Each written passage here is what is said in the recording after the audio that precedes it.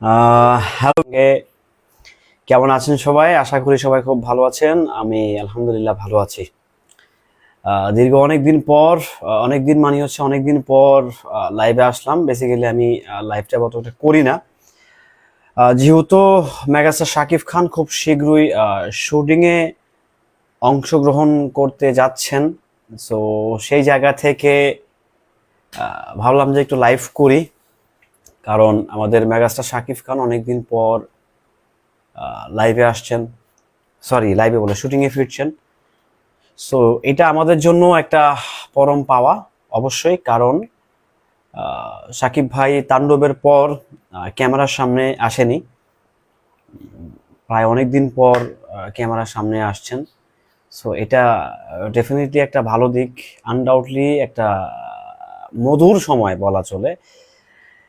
কারণ হচ্ছে সাকিব ভাই is a one and only Bangla চলচ্চিত্রের জন্য একটা অ্যাসেট, আপনারা জানেন। সো মেগাস্টার শাকিব খান শুটিংয়ে ফেরা মানে হচ্ছে, আমরা যারা সাকিব ভাইয়ের ভক্ত আছি, আমরা যারা সাকিব ভাইকে নিয়ে নিয়মিত কথা বলি, তাদের জন্য ডেফিনেটলি একটা ভালো দিক। বিকজ আপনারা বুঝতেই পারছেন, সো সব কিছু মিলিয়ে আসলে আমার সাথে যুক্ত হচ্ছেন আমাদের নরসিংদী থেকে। দেখা যাক। আলহামদুলিল্লাহ ভাই, ভালো আছি। সুইট ভাই, আমি ভালো আছি। আমি আসলে লাইভ করি না তো একটা, তো যেহেতু আমাদের মেগাস্টার শাকিব খান শুটিং এ ফিরছেন, তো সেই উদ্দেশ্য করেই বেসিক্যালি লাইভটা করা, আর কোনো কিছুই না। তো এখন সেই জন্য সেই সুবাদে লাইভটা করলাম আর কি, খুশিতে করছি লাইভটা বেসিক্যালি। বুঝতেছি না। Okay. তো সেই সুবাদে হচ্ছে লাইভটা করা, সেই সুবাদে লাইভটা করছি। আর ভাই আলহামদুলিল্লাহ ভালো আছি। আপনি কেমন আছেন? আসলে আমি আমি সবসময় লাইভে একটু নার্ভাস থাকি, কারণ আমি কথা বলতে পারি না লাইভে। আপনারা খুব ভালো করে জানেন যে আমি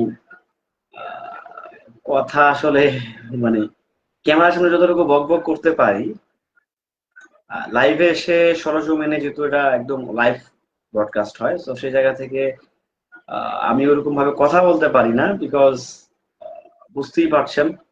তো সবকিছু মিলিয়ে আসলে আমি লাইভটা আমার জন্য আমি স্বাচ্ছন্দ্য বোধ মনে করি না। তো তারপরেও আসলাম, ভাবলাম যে অনেকদিন ধরে আপনাদের সাথে আড্ডা হয় না, কথা হয় না। সেই জায়গা থেকে সেই দায়বদ্ধতা থেকেই মূলত লাইভ করা। আমি আসলে লাইভ ওরকম করি না, আপনারা নিশ্চয়ই যারা আমাকে চিনেন জানেন। আমি খুব কম লাইভ করি, আমার লাইফে অনেক মানে খুব কমই লাইভ করা হয়তো, সব মিলে 20-25টা লাইভ।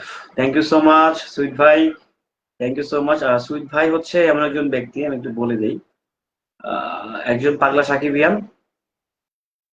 উনি হচ্ছে শুধু রাজশাহীতে থাকেন। উনি মেবি এখন ঢাকাতে আছেন, যতটুকু জানি, যদি ভুল না করে থাকি। তো উনি একজন সাকিবিয়ান, সাচ্চা সাকিবিয়ান নিঃসন্দেহে।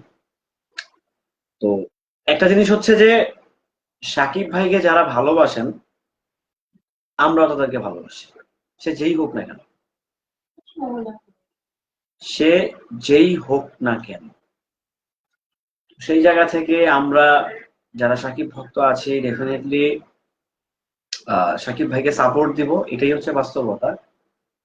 এর চেয়ে চরম বাস্তব কিংবা এর চেয়ে চরম ইয়া কিছু হতে পারে না। তো সেই জায়গা থেকে আমরা চেষ্টা করি সবসময় আসলে কথা বলার জন্য। মাঝখান দিয়ে আপনারা জানেন যে আহ, যেহেতু সাকিব ভাইয়ের কন্টেন্ট একেবারেই কমে গেছে, না বললেই না। সাকিব ভাই আমার সাথে যুক্ত হয়েছেন সুদূর নরসিংদী থেকে, আমার বড় ভাই ওয়াসিম ভাই। ওয়াসিম ভাই কেমন আছেন? আলহামদুলিল্লাহ ভালো আছি ভাই, আপনার কি অবস্থা? আছি ভাই আলহামদুলিল্লাহ, অনেকদিন পর মনে আপনার সাথে কথা বলতেছি। কেমন আছেন ভাই? আলহামদুলিল্লাহ। তারপর যাক, আপনার কি অবস্থা? এই ভাই আছি আলহামদুলিল্লাহ, ভালো আছি। ভাই সাকিব ভাই দেশে ফিরতেছেন, কিংবা সাকিব ভাই বহুদিন পরে ক্যামেরার সামনে ফিরতেছেন, নিশ্চয়ই চ্যানেল আইয়ের সেই ইয়েটা দেখছেন। আপনি আপনার অনুভূতিটা শেয়ার করেন ভাই। আমরা যারা সাকিব ভাইকে পছন্দ করি, সাকিব ভাইয়ের মুভি হলে দেখতে যাই, আমরা স্পেশালি আপনি আমি আমরা যারা 2006-05 ওই টাইমটা থেকে হলে গিয়ে মুভি দেখি, আমাদের তো অভিজ্ঞতা আছে প্রতি বছরে সাকিব ভাইয়ের মিনিমাম 15 থেকে 20টি সিনেমা দেখার অভিজ্ঞতা আমাদের আছে হলে গিয়ে। তো সেই রাইট। জায়গা থেকে এখন সেই সিনেমার সংখ্যা কমতে কমতে কমতে কমতে এখন জাস্ট রোজার ঈদে এবং কুরবানির ঈদে দুটি সিনেমা মুক্তি পায়। আসলে আমরা যারা অনেক সিনেমা দেখে অভ্যস্ত, আমাদের এই দুটি সিনেমা দেখে আসলে মন ভরে না। বেসিক্যালি আমি চাই ব্যক্তিগতভাবে যে সাকিব ভাই যেন বছরে অন্তত 4 থেকে 5টি সিনেমা করে, 3-4 মাস পরে পরে যদি একটি সিনেমা আসে, সেক্ষেত্রে আমরা যারা সিনেমা দেখার ক্ষুধায় থাকি, সাকিব ভাইকে বড় পর্দায় দেখতে চাই, আমাদের কিছুটা হলেও আসলে ভালো লাগবে। কিন্তু সাকিব ভাই তো আসলে সেভাবে কাজ করছে না। তবে রিসেন্ট টাইমে শুনলাম যে তিনি ঈদ ছাড়াও সিনেমা রিলিজ করবেন। এটা আমাদের জন্য অবশ্যই গুড নিউজ। এন্ড পাশাপাশি হচ্ছে খুব শীঘ্রই তিনি সুলজান নামক একটি সিনেমার শুটিং এর মধ্য দিয়ে প্রায় 3.5 মাস পর ক্যামেরার সামনে আসছেন। সো সবকিছু মিলিয়ে আমি অনেক অনেক বেশি এক্সাইটেড এবং অনেক ভালো লাগা কাজ করছে নিঃসন্দেহে। ডেফিনেটলি ভাই, আমি নিজেও এক্সাইটেড বিকজ সাকিব ভাই অনেকদিন পর ক্যামেরার সামনে ফিরছেন, সবচেয়ে বড় কথা হচ্ছে এটা। আর তার চেয়ে বড় বিষয় হচ্ছে অনেকদিন পর, আমি যদি ভুল না করে থাকি, দেশ নতুন ভাবে আবার গণ অভ্যুত্থানের পর হ্যাঁ একটা সিনেমা রিলিজ পেয়েছে সাকিব ভাই, সেটা হচ্ছে দরদ। যেহেতু সেটা ভালো যায়নি, তো আশা করতেছি সোলজার দিয়ে সাকিব ভাই ঈদ ছাড়াও বেশ ভালোভাবে কাম ব্যাক করবে। আপনার কি মনে হয় ওয়াসিম ভাই? তা তো অবশ্যই দেখুন, আসলে আমি যেটা আসলে বলতেছিলাম যে সাকিব ভাই এক সময় বছরে 15-20 প্লাস সিনেমা রিলিজ করেছেন। তো সেই ক্ষেত্রে যেটা হতো, কোনো কারণে 2-3টা সিনেমা যদি ফ্লপও যেত, বাকি সিনেমাগুলো ভালো চলতো। বাট এখন সিনেমার সংখ্যাই হচ্ছে ভাই 2 থেকে 3টি। তো এখানে কোনো কারণে একটা সিনেমার গল্প যদি দর্শকদের পছন্দ না হয়, তাহলে সেটা আসলে ফ্লপের খাতায় চলে যায়। তো তখন আর কিছু করার থাকে না। কিন্তু আগে যেটা হতো, একটি সিনেমা খারাপ গেলে আরেকটা ভালো চলতো, বা আরেকটা খারাপ গেলে তারপর একটা ভালো চলতো, এভাবে হচ্ছে র্যান্ডমলি সিনেমা মুক্তি পেত এবং ঘুরে ফিরে সবগুলো সিনেমাই কম বেশি ব্যবসা করতো। বাট এখন যেটা হয়েছে যে, ধরো, হ্যাঁ, একটা অফ সিজনে সিনেমা রিলিজ ছিল। তাছাড়া গত বছর 15ই নভেম্বর যখন রিলিজ পেয়েছিল, তখন দেশের পরিস্থিতিটাও খুব একটা স্বাভাবিক ছিল না, ভালো ছিল না, যেটা ওই সিনেমার ডিরেক্টর অনন্য মামুন ভাই প্রায় বলে থাকেন। যদিও আমি তার কথার সাথে একমত নই, কারণ রিলিজের দিন অর্থাৎ 15ই নভেম্বর আমরা সারা বাংলাদেশের সিনেমা হলগুলোতে উপচে পড়া ভিড় দেখেছি। শুক্রবার ছিল রিলিজের দিন, বাট শনিবার থেকে এর পরের দিন থেকে আমরা দর্শক খুব একটা হলে দেখতে পাই না, বিকজ অফ হয়তোবা দর্শকের ছবিটা ভালো লাগে নাই। তো ছবি যদি ভালো হয়, ছবি যদি মনের মতো হয়, তাইলে সিজন আর অফ সিজন বলে কোনো কথা নাই। আপনাকে আমি আরো একটা কথা বলতে পারি, যেমন ঈদের ছুটি বা ঈদ পরবর্তী যে ছুটিটা থাকে, এটা সর্বোচ্চ 1 থেকে 1.5 সপ্তাহ থাকে, হাইলি সর্বোচ্চ 10 দিন থাকে। তো 10 দিন যদি ছুটি থাকে, তো বরবাদ আমরা দেখেছি প্রায় সপ্তম অষ্টম সপ্তাহ পর্যন্ত চলেছে, মানে টানা 2 মাস চলেছে। টানা 8 সপ্তাহ চলা মানে হচ্ছে গিয়ে 2 মাস। তো ঈদের ছুটি ধরলাম 10 দিন, তো পরবর্তী দিনগুলো কিভাবে চলেছে? নিশ্চয়ই ছবি ভালো হয়েছে বলেই চলেছে। সো ছবি ভালো হলে, সিনেমা ভালো হলে আসলে ঈদ কিংবা আহ বিভিন্ন উৎসব লাগে না, এমনিতেই ছবি ভালো চলে। তো আমি চাই সুলজার যারা নিয়ে আসছেন তাদের ছবিটা অবশ্যই ভালো ছিল। অফ সিজনে ছবি নিয়ে আসার মতো সাহস এই মুহূর্তে আমাদের প্রযোজকদের নাই। তো সুলজারের প্রযোজক সিনেমাটা নিয়ে আসছেন, এটা আমাদের জন্য অবশ্যই ভালো লাগার, এবং আমি অবশ্যই চাইবো ছবিটা যেন সর্বোচ্চ সাফল্য পায়। ডেফিনেটলি ডেফিনেটলি ভাই, সোলজারের নির্মাতা কিন্তু একজন বিজ্ঞাপন নির্মাতা। আপনি নিশ্চয়ই অবগত আছেন, যারা বিজ্ঞাপন নির্মাণ করে, যারা বিজ্ঞাপন বানিয়ে থাকে বেসিক্যালি টিভিসির জন্য, এটা কিন্তু সিনেমার থেকেও অনেক বেশি ক্রিটিক্যাল হয়ে থাকে। কারণ তারা হচ্ছে 30 সেকেন্ড কিংবা 1 মিনিট 10 সেকেন্ডের মধ্যে তারা একটা বড় আয়োজন দেখাতে যায়, যার প্রমাণ হচ্ছে শাকিব খানেরই এসএনসির ওরসালাইনের ব্যাপারটা। Right, right, right. সেখান থেকে যদি যেহেতু সাকিব ফাহাদ ভাই উনিও একজন সাকিব, সো আশা করছি যে দারুণ কিছু হবে। আশা করছি, আই থিঙ্ক যারা হ্যাঁ, দেখেন নাটক থেকে যারা এসছে, যেমন মেহেদী হাসান হৃদয় ভাইয়ের কথা না বললেই নয়। প্রথমবার এসে রীতিমতো একদম মানে সবার চোখ একদম উল্টায় দিছে। এক কথায় হচ্ছে মানে বরবাদ দিয়ে জাস্ট মেহেদী ভাই তো দিছে, রিয়েল এনার্জি প্রোডাকশন একদম টপে এখন। সো সেই জায়গা থেকে সবকিছু মিলিয়ে আসলে আশা করছি যে সাকিব ফাহাদ ভাইও মানে নন ফেস্টিভ্যালে এসেও দারুণ কিছু করতে পারবে। আপনার কি মনে হয়? আমি একটু আগে যেটা বললাম, আসলে সিনেমা ভালো হতে হবে। সিনেমা ভালো হলে আসলে ফেস্টিভ্যাল লাগে না। আমি তো যেটা বললাম যে ফেস্টিভ্যালের ছুটি কতদিন থাকে? সর্বোচ্চ 4 দিন 5 দিন, 10 দিন, সর্বোচ্চ 10 দিন থাকে।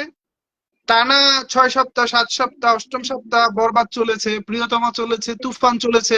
নিশ্চয়ই ছবিগুলোর গুণ ভালো ছিল, দর্শক পছন্দ করেছে, বিদায় ছবিগুলো চলেছে। সো ঈদের 5 দিন 10 দিন পরে কিন্তু আর ফেস্টিভ্যাল থাকে না, তখন কিন্তু হচ্ছে ওয়ার্ক ডেট থাকে, অর্থাৎ কর্মডে। তো কর্মদিনে যখন ছবিগুলো ভালো চলে, তার মানে বুঝতে হবে যে ছবিগুলোর গুণ ভালো ছিল, গুণাগুণ ভালো ছিল বলেই কর্মদিনেও ছবিগুলো ভালো চলতেছে। আর তখন ছবি ভালো চলা মানেই হচ্ছে আমাদের কাছে একটা বিষয় ক্লিয়ার, ছবি যে কোনো সময় ভালো চলে। Right, right, right. না সেটাই, দেখেন সাকিব ভাইয়ের একটা সময় ছিল যে সাকিব ভাইয়ের 12 মাসের মধ্যে 8টা 9টা 10টা সিনেমা রিলিজ পাইছে কিন্তু, তাই না? হ্যাঁ, আমার নিজেরই তো, আমার আসলে দেখা 2 ঈদে 5 করে 10, এছাড়া অফ সিজনে আরো প্রায় 5, প্রায় 15 সিনেমা রেগুলার মুক্তি পেত। দেখেন তখন কিন্তু আমাদের হয়তোবা তখন একটা ইয়ে ছিল যে গল্পগুলো গতানুগতিক হয়ে যেত, একটা অন্য প্যাটার্ন, একটা অন্য আগে হওয়ার চেষ্টা হইতো। তো সবকিছু মিলিয়ে যে সবকিছুকে ওভারটেক করে যে একটা, মানে তাও যে হলগুলো রান ছিল, প্রায় 400+ হল মনে রানিং ছিল আসিফ ভাই, আমি যতটুকু জানি। তখনকার সময়টা, যে সময়টা হচ্ছে একটা এক গল্পের সাথে আরেকটা গল্প কেমন জানি সামঞ্জস্য হয়ে গেছিল, তখন কিন্তু মোটামুটি 400+ হল রানিং ছিল, আমি যদি ভুল না করে থাকি ভাই। হ্যাঁ, এটা বেসিক্যালি হচ্ছে যারা ডিরেক্টর ছিলেন তাদের আসলে নির্মাণের মুনশিয়ানা ছিল না।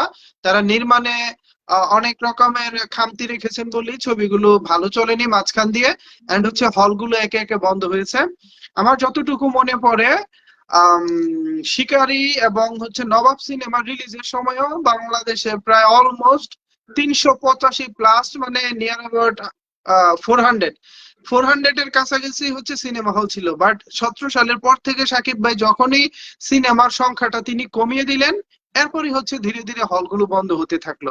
তো আমাদের বাংলাদেশের প্রেক্ষাপটে এই মুহূর্তে একমাত্র সেলেবল তারকা হচ্ছে সাকিব খান, যাকে বিক্রি করা যায়, যার সিনেমা দেখার জন্য হলগুলোতে উপচে পড়া ভিড় হয়। তেমন একটা সেলেবল তারকা যখন হঠাৎ করে সিনেমার সংখ্যা কমিয়ে দেন, তখন হচ্ছে স্বাভাবিক গতিতে ন্যাচারালি হচ্ছে হলগুলো বন্ধ হয়ে যায়। তো আবারও চাইলে সাকিব ভাই ইন্ডাস্ট্রিকে চাঙ্গা করতে পারেন, যদি তিনি ভালো দেখে 4 জন ডিরেক্টরের সাথে বছরে 4টি সিনেমা করতে পারেন, যারা নিজেদের গুণে গুণান্বিত ডিরেক্টর, যাদের কাজ ইতিমধ্যে দর্শক মহলে প্রশংসিত হয়েছে। এই মাপের 4 জন ডিরেক্টরের সাথে যদি সাকিব ভাই কাজ করতে পারে, আমি আশা রাখি, আমি আশাবাদী মানুষ, আমাদের ইন্ডাস্ট্রি অচিরেই ঘুরে দাঁড়াবে। Right, right, right.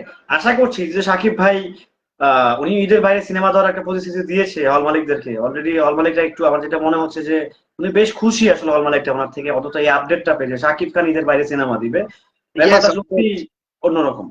এটা জাস্ট আসলে সত্যি অন্যরকম। আমাদের সাথে যুক্ত হতে যাচ্ছেন আহ এগুলো তো অবশ্যই নিঃসন্দেহে খুশির খবর। আমি আপনাকে একটা